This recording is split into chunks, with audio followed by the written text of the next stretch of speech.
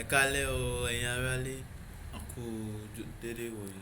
A dúpẹ́ fún àánú tí a rí gbà. A dúpẹ́ fún Olúwa nítorí tí ó ṣeun, nítorí tí àánú rẹ̀ dúró láéláé. A dúpẹ́ lọ́wọ́ Olúwa nítorí tí ó kà wá yẹ láti wà ní ilẹ̀ alààyè ní àṣálẹ́ yìí. Àánú, àánú, àánú ni a rí gbà. Kò ń ṣe mímọ̀ ṣe wa, kò ń ṣe nípa agbára wa. Àwíjàre kọ́, kò ń ṣe nípa wípé àmàdúrà gbà tàbí a pé ní ọ̀nà gbogbo. Oore-ọ̀fẹ́ Ọlọ́run, àánú Ọlọ́run, ìbùkún Ọlọ́run, òun ni ó mú wa tí a sì wà ní ilẹ̀ alààyè ní àkókò yìí. Ògo ni fún Olúwa ní òkè ọ̀run. Ògo fún Jésù, Ọlọ́run àti agbára wa. A dúpẹ́ fún kábíyèsí, àtóbi jùlọ, ọba tó kà wá yẹ, ọba tí ó fi wá sílẹ̀ fún ìyàjẹ́, ọba tí ó jẹ́ kí ìpinnu ọ̀tá kí ó ṣẹ lé wa lórí, ọba tí ó jẹ́ kí wọ́n gbé wa dìgbàdìgbà káàkiri láti ilé ìwòsàn dé ilé ìwòsàn. A dúpẹ́ wípé Olúwa ṣì pa wá mọ́, a sì wà ní àlàáfíà ara. A dúpẹ́. À ń gba àdúrà ìdúpẹ́ yìí torí wípé kí ni a mọ̀ wípé àwọn tí wọ́n ṣe aláìsàn, àánú Olúwa náà yóò fọwọ́ tọ́ wọn. Olúwa yóò rántí wọn fún rere. Ju gbogbo rẹ̀ lọ nínú àìsàn tàbí ìlera, a mọ̀ wípé Olúwa kì yóò fi wá sílẹ̀ nígbà kọ̀ọ̀kan. Ìpèsè àti ìbùkún tí a nílò láti ṣe ìfẹ́ Ọlọ́run, Olúwa yóò pèsè fún wa. A ò ní dá rìn, a ò ní dá gbé, a ò ní dá ṣe ilé ayé.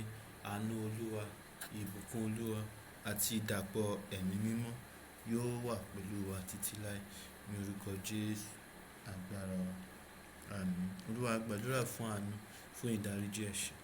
A mọ̀ wípé gbogbo ayé ló kún fún òkùnkùn. Gbogbo ayé ló rí júùjù. Òkùnkùn sì bo gbogbo àgbáyé. Ṣùgbọ́n àwọn tí wọ́n ní Kristi, wọ́n yóò rìn nínú ìmọ́lẹ̀ ẹ̀mí mímọ́. Therefore, a gbàdúrà wípé ẹ ó ṣàánú fún wa ní gbogbo ìgbà tí a ti rìn nínú òkùnkùn, tí a ti kọsẹ̀ kúrò nínú ọ̀nà tí ó yè kooro, tí a ti rìn ní ọ̀nà ìparun. Olúwa ẹ ṣàánú fún wa. Ẹ fàánú dáríjì. Ẹ fàánú dáríjì. A gbàdúrà fún gbogbo àwọn ẹbí ará. A gbàdúrà fún orílẹ̀-èdè wa Nàìjíríà tí ó tó ń kọ etí ikún sí ìjìyà àti ìjàmbá tí àwọn onígbàgbọ́ ń dojúkọ ní àwọn òkè ọya nílẹ̀ wa Nàìjíríà. Olúwa a gbàdúrà wípé ẹ ó ṣàánú, ẹ ó ṣàánú, ẹ fàánú dáríjì. Olúwa ẹ ó gbà wá kúrò lọ́wọ́ àwọn adarí tí wọn ò bẹ̀rù Ọlọ́run, àwọn olórí tí wọn ò ní ìbẹ̀rù Ọlọ́run, tí wọn ò fẹ́ òtítọ́, tí wọ́n fẹ́ràn ìparun àti ìwà búburú, tí wọ́n fẹ́ràn láti jẹ tálákà níyà, láti jẹ tálákà bí ẹni jẹ́ṣu. Olúwa a gbàdúrà wípé ẹ ó gbà wá lọ́wọ́ wọn. A gbàdúrà wípé ìdájọ́ yín Olúwa yóò wà kánmọ́. Ẹ ó ṣàánú fún àwọn aláìní.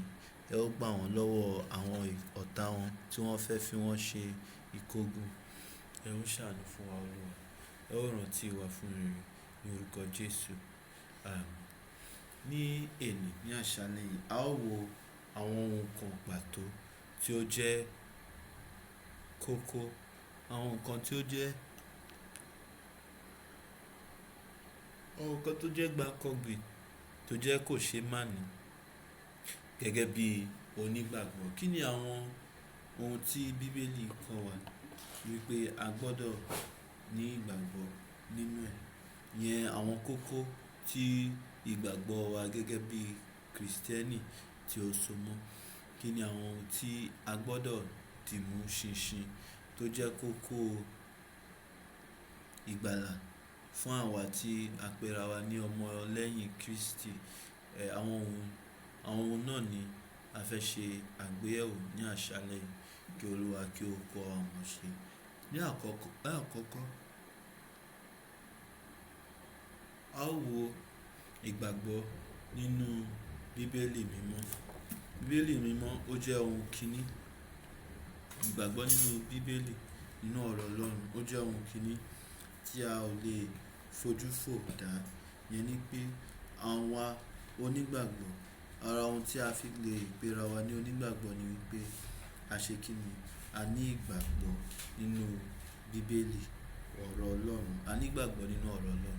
Ohun tí ọ̀rọ̀ Ọlọ́run bá sọ, òun ni a dì mú.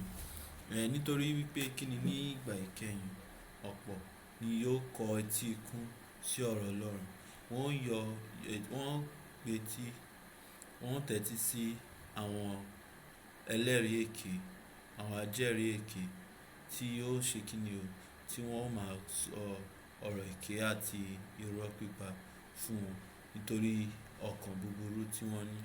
Ṣùgbọ́n àwa tí a ti gba Olúwa gbọ́ nítòótọ́, a ó gbàdúrà kí Ọlọ́run kí ó kọ́ wa mọ̀ ṣe, kí ìgbàgbọ́ wa kí ó lè mú wa láradá, kí ìgbàgbọ́ wa kí ó lè mú múnádóko di òpin. Ìgbàgbọ́ nínú ọ̀rọ̀ Ọlọ́run, nínú bíbélì, ẹ jẹ́ kí a wò ní àti ìwé Joshua. Ìwé Joshua orí kìíní ẹsẹ̀ kẹjọ. Ìwé Joshua orí kìíní ẹsẹ̀ kẹjọ. Kí ni ó wí o? Joshua kìíní, ó sọ báyìí wípé ìwé òfin yìí kò gbọdọ̀ kúrò ní ẹnu rẹ, ṣùgbọ́n ìwọ ó máa ṣe àṣàrò nínú rẹ̀ ní ọ̀sán àti ní òru, kí ìwọ kí o lè kíyèsí àti ṣe gẹ́gẹ́ bí gbogbo èyí tí a kọ sínú rẹ̀. Nítorí nígbà náà ni ìwọ ṣe ọ̀nà rẹ ní rere, nígbà náà ni yóò sì dára fún ọ. A ò lè ní Ọlọ́run sọ báyìí fún Joshua nígbà tí ó fẹ́ jogún ilẹ̀ Kénáánì tí Ọlọ́run ti ṣèlérí fún Abraham, Isaac àti Jacob. Ṣùgbọ́n àwa, ohun tí a fẹ́ jogún gẹ́gẹ́ bí onígbàgbọ́, òun ni ìjọba Ọlọ́run. A fẹ́ jogún ọ̀run rere. A fẹ́ jogún ayé àìnípẹ̀kun, iye àìnípẹ̀kun. Gẹ́gẹ́ bí Ọlọ́run dẹ̀ ti ṣe pàṣẹ fún Joshua, àwa náà ní irú ọ̀rọ̀ bẹ́ẹ̀ láti dì mú. Nítorí wípé kíni, ohun tí Ọlọ́run bá wí fún ẹnìkan, ó wí fún gbogbo wa. A gbọdọ̀ ṣe kíni o? A gbọdọ̀ pa ọ̀rọ̀ Ọlọ́run mọ́. Bíbélì ní ọ̀rọ̀ rẹ ni mo ti pa mọ́ ní àyà mi, kí èmi má ba à ṣẹ̀ sí ọ. Ìyẹn ni pé láì pa ọ̀rọ̀ Ọlọ́run mọ́, kò sí bí a ṣe lè gbé ìgbésí ayé mímọ́. Bíbélì dẹ̀ ní láìsí ìwà mímọ́ àti àlàáfíà, a ò lè jogún ìjọba Ọlọ́run. Kí Ọlọ́run kí ó kọ́ wa mọ̀ ṣe.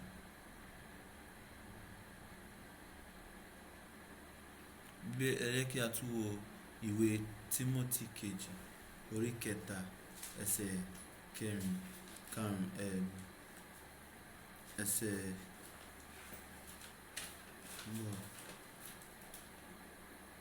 Tímótì kejì 3:16-17, 15-16. Lọ́dọ̀ ẹni tí jẹ́ kí a ní sùúrù. 2 Timothy.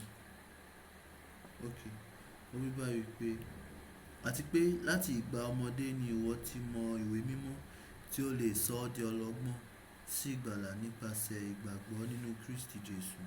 Gbogbo ìwé mímọ́ tí ó ní ìmísí Ọlọ́run ni ó sì ní èrè fún ẹ̀kọ́, fún ìbániwí, fún ìtọ́ni àti fún ìkọ́ni tí ó wà nínú òdodo, kí ènìyàn Ọlọ́run kí ó lè pé tí a ti múra sílẹ̀ pátápátá fún iṣẹ́ rere gbogbo. Ẹni pé ọ̀rọ̀ Ọlọ́run, ìwé mímọ́, òun ní ọ̀nà tí a lè fi di pípé, tí a lè fi rí ìgbàlà àti ìwòsàn. Ẹ jẹ́ kí a tún ka, ìyẹn ti tó bẹ́ẹ̀ fún ọ̀rọ̀ Ọlọ́run. A tún ní ìgbàgbọ́ gẹ́gẹ́ bí ìjọ àti gẹ́gẹ́ bí ohun tí àwọn tó ti lọ ṣáájú, àwọn aṣáájú wa nínú ìgbàgbọ́ yìí, ohun tí wọ́n ní ìgbàgbọ́, òun ni Ọlọ́run mẹ́ta lọ́kan. ìwé Jòhánù kìíní orí karùn-ún ẹsẹ̀ keje.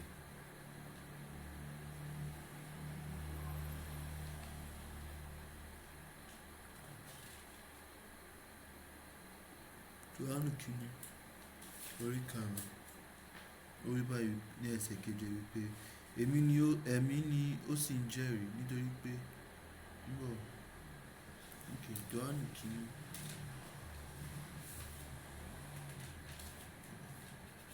orí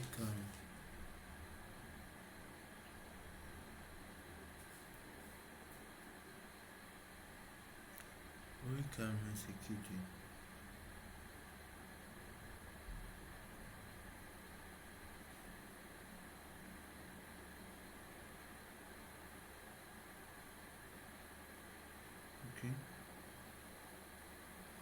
Kò sí nínú ìwé bíbélì Yorùbá, ṣùgbọ́n ohun tí à ń wá ni pé àwọn mẹ́ta ni ó ń jẹ́rìí: ẹ̀mí,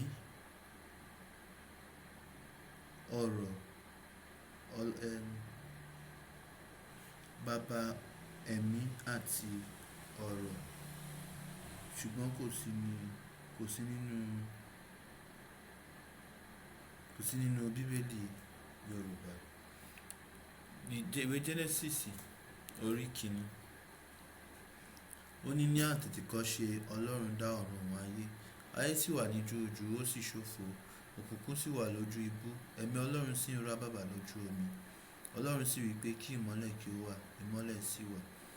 Ìyẹn ni pé ní ìbẹ̀rẹ̀, ìgbà tí Ọlọ́run fẹ́ ṣẹ̀dá ọ̀run òun ayé, Ọlọ́run bàbá, ọ̀rọ̀ tó jẹ́ Ọlọ́run ọmọ àti Ọlọ́run ẹ̀mí mímọ́, àwọn mẹ́tẹ̀ẹ̀ta ni wọ́n fọwọ́sowọ́pọ̀ láti ṣe ìṣẹ̀dá ayé àti ọ̀run.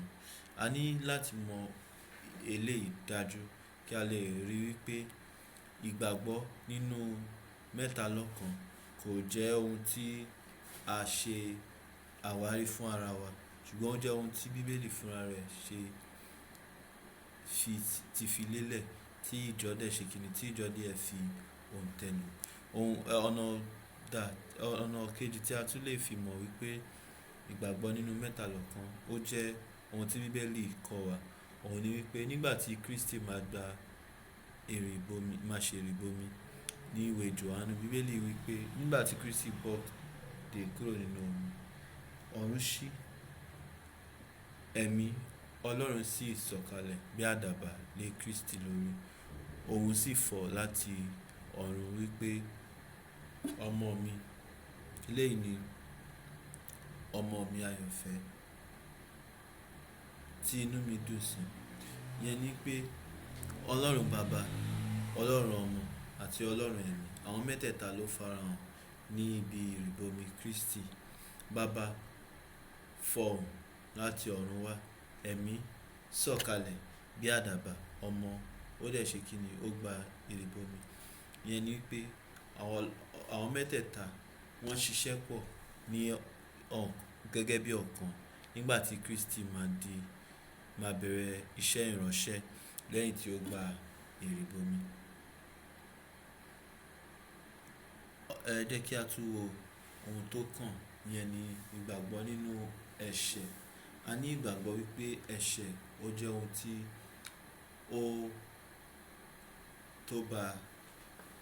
tí ó kan gbogbo àgbáyé. Bíbélì ni Dávìdì fúnra rẹ̀ ó wípé nítorí wípé nínú ẹ̀ṣẹ̀ ni a bí mi, àti nínú àìṣedédé ni ìyá mi lóyún mi. Ní pé ẹ̀ṣẹ̀ àti àìṣedédé ó jẹ́ ohun tí ó bá ọkùnrin àti obìnrin, ọmọdé àti àgbà, gbogbo wa ni adágbádá ikú nítorí ẹ̀ṣẹ̀. Tí ìgbésí ayé ẹ̀ṣẹ̀ ò bá sí nínú wa, a ò ní rí kú yálà nípa dídarúgbó tàbí nípa ìjàmbá kan àbí kejì. Ṣùgbọ́n nítorí ẹ̀ṣẹ̀ tó wọnú ayé, torí ẹ̀ ni ikú ṣe jẹ́ ìpín gbogbo ènìyàn. A ní ìgbàgbọ́ gẹ́gẹ́ bí a ti gbàgbọ́ nínú ẹ̀ṣẹ̀, a tún sì gbàgbọ́ nínú ok, ká tó kúrò nínú lórí ẹ̀ṣẹ̀, ẹ jẹ́ kí a wo ìwé Róòmù orí kẹta ẹsẹ̀ kẹtàlélógún, Romans 3:23.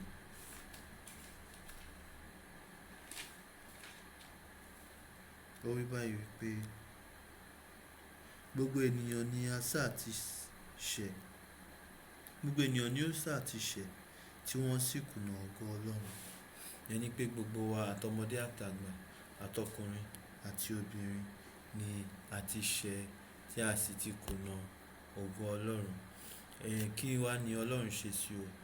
A ní ìgbàgbọ́ nínú ètùtù. Ọlọ́run ṣe kí ni? Ọlọ́run pèsè ètùtù. Ìwé Lẹ́vítíkù orí kẹtàdínlógún ẹsẹ̀ kọkànlá, Leviticus 17:11. Ó rí báyìí wípé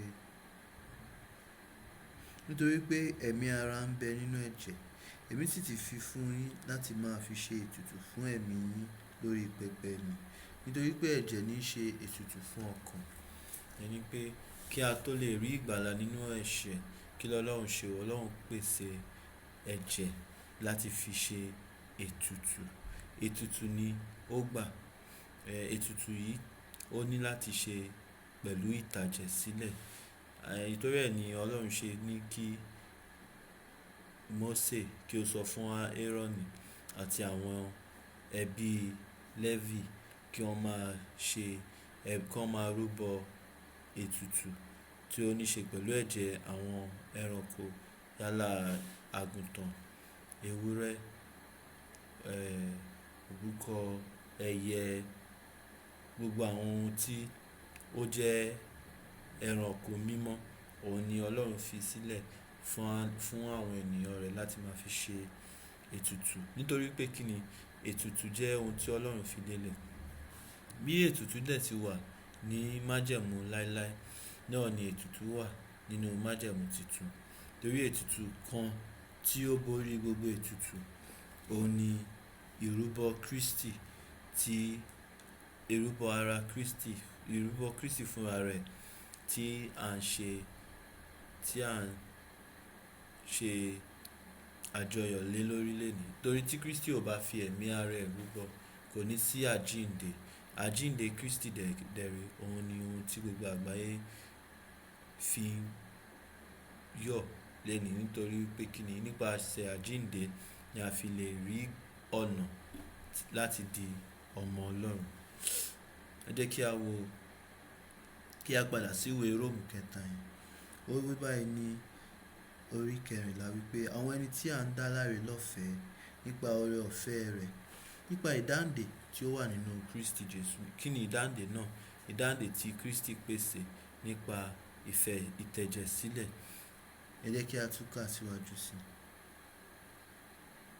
Ó tún sọ wípé ẹni tí Ọlọ́run ti gbé kalẹ̀ láti jẹ́ ètùtù, àti rí ọ̀rọ̀ yẹn, ètùtù, nípa ìgbàgbọ́ nínú ẹ̀jẹ̀ rẹ̀, láti fi òdodo rẹ̀ hàn nítorí ìdáríjì àwọn ẹ̀ṣẹ̀ tí ó ti kọjá, nípa ìpamọ́ra Ọlọ́run, láti fi òdodo rẹ̀ hàn ní ìgbà ìsinsìnyí, kí ó lè jẹ́ olódodo àti olùdárí ẹni tí ó gba Jésù gbọ́. Kí ni ó ń sọ fún wa bẹ́ẹ̀?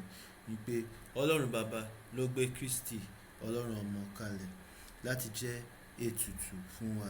Ẹni tí ó bá dẹ̀ gbàgbọ́ nínú ẹ̀jẹ̀ rẹ̀ ni yóò rí òdodo àti ìdáríjì ẹ̀ṣẹ̀ gbà. Ìyẹn ni pé ẹ̀jẹ̀ Jésù ó ń ṣiṣẹ́ ìgbàlà, ó ń ṣiṣẹ́ ìwòsàn, ó ń ṣiṣẹ́ ìmúláradá fún ọkàn ẹ̀ṣẹ̀ tí ó ti ṣákólọ. Gẹ́gẹ́ bí ẹ̀jẹ̀ àgùntàn àti ewúrẹ́ ṣe ń ṣe iṣẹ́ ìgbàlà nínú májẹ̀mú láéláé. Lóòótọ́ náà ó ń ṣiṣẹ́ ìgbàlà, ṣùgbọ́n kò lágbára láti ran àwọn ènìyàn lọ́wọ́ láti fi ẹ̀ṣẹ̀ sílẹ̀. Ṣùgbọ́n agbára tí ó wà nínú ẹ̀jẹ̀ Jésù ó wà tó bẹ́ẹ̀ gẹ́ wípé àwọn tí wọ́n ní ìgbàgbọ́, wọn kò ní rí ìdáríjì lásán, ṣùgbọ́n wọ́n ó rí ẹ̀mí mímọ́ gbà láti fi ìgbésí ayé ẹ̀ṣẹ̀ sílẹ̀. Ẹ jẹ́ kí a tún wo ìgbàgbọ́ nínú ìrònúpìwàdà. Ìrònúpìwàdà, kí ni ìtumọ̀ ìrònúpìwàdà? pìwàdà. Ẹ jẹ́ kí a lọ sí ìwé ìṣe àwọn àpọ́stélì orí kejì ẹsẹ̀ kejìdínlógún, Acts 3:38, Acts 2:38, Acts 2:38, Acts 2:38. Ó wí báyìí wípé Pétérù sì wí fún wọn pé ẹ ronúpìwàdà kí a sì baptisi olúkúlùkù yín ní orúkọ Jésù Kristi fún ìdáríjì ẹ̀ṣẹ̀ yín, ẹ̀yin ó sì gba ẹ̀bùn ẹ̀mí mímọ́. Ìyẹn ni wípé nípa ìrònúpìwàdà àti ìrìbọmi ni a lè rí ìgbàlà àti ìbùkún ẹ̀mí mímọ́ gbà. Ìyẹn kí ni so lẹ́yìn ìrònúpìwàdà a ní láti wá sọ nípa ìgbàlà. Ìgbàlà ó jẹ́ ohun tí ó tóbi, tí ó pọ̀, tí ó lágbára. Ṣùgbọ́n ara ohun tí a rí nínú ìgbàlà òun ni ètùtù, ìrònúpìwàdà àti kí ni o, ìrìbọmi. Ẹ jẹ́ kí a wo ìrìbọmi. Ìyẹn ni pé ìgbàlà nípa báwo la ṣe lè rí ìgbàlà náà. A lè rí ìgbàlà gbà nípa oore ọ̀fẹ́ tí ó wà nínú Kristi tí a rí gbà nípa ìgbàgbọ́. Ìyẹn ni pé ìgbàgbọ́ wa ni yóò mú wa di olùbùkún láti rí oore ọ̀fẹ́ gbà. Oore ọ̀fẹ́ Ọlọ́run, oore ọ̀fẹ́ Kristi ó wà fún gbogbo ènìyàn, ṣùgbọ́n gbogbo ènìyàn kọ́ ló ní ìgbàlà láti rí. Àwọn tí wọ́n bá dẹ̀ ní ìgbàlà, Bíbélì ní mo dúró sí ẹnu ọ̀nà mo kọlẹ̀kùn, ẹni tí ó bá ṣí ilẹ̀kùn fún mi, òun ni màá wọlé sọ́dọ̀, màá dẹ̀ ṣe kíni, màá bá jẹun pọ̀.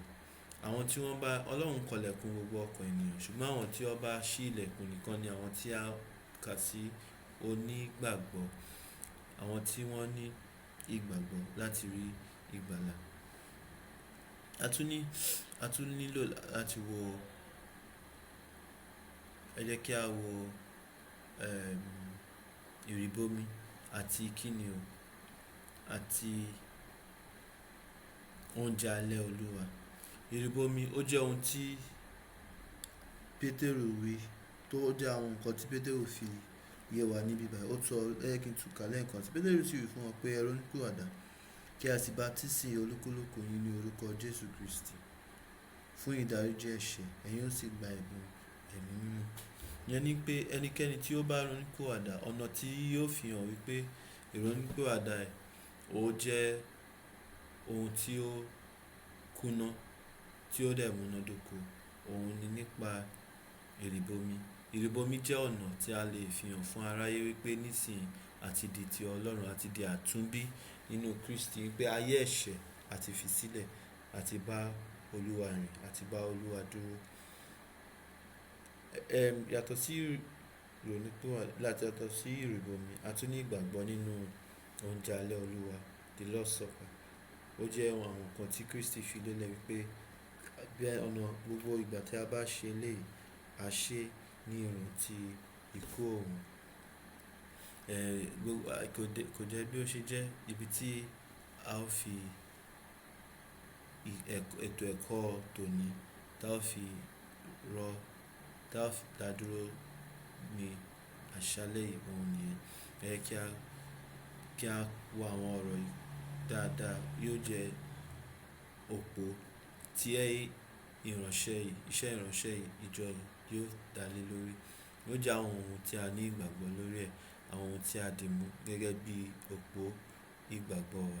Kí Olúwa kí ó dì wá mú, kí Olúwa kí ó gbé wa ró, kí Olúwa kí ó ràn wá lọ́wọ́, kí Olúwa kí ó ṣàánú fún wa, kí Olúwa kí ó kà wá yẹ láti rí ìgbàlà, láti rí ìwòsàn, láti rí ìdáǹdè, láti rí ìmúláradá àti ìjọba Kristi Jésù Olúwa wa. Ògo ni fún Olúwa ní òkè ọ̀run. A ó máa yìn, a ó máa gbé yín ga, nítorí ìjọba ni tiyín, agbára ni tiyín, ògo ni tiyín láé àìnípẹ̀kun. Àmín, àmín, àmín lórúkọ Jésù. Ẹ̀yin Olúwa lógo. Ògo f'Olódùmarè.